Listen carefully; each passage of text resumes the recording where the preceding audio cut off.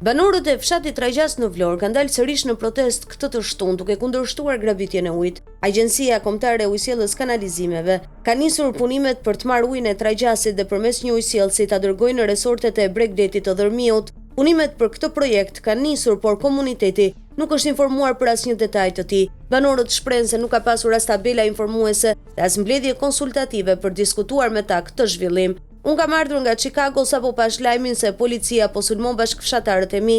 Jam shumë e prekur se jam rritur këtu.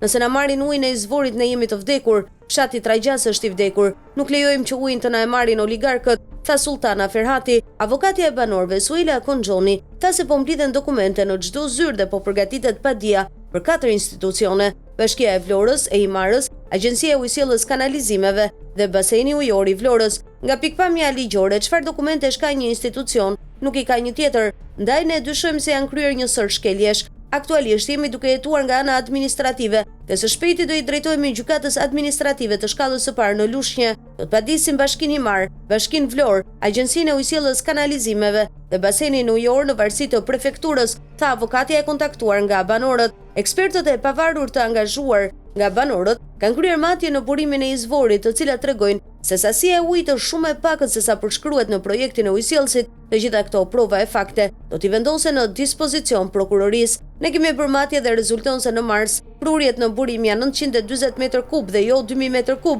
sa thuhet në raportin e projektuesit. Kjo do të thotë se ujësjellsi mund të thajë burimin dhe dëmton ekosistemin, tha avokatja.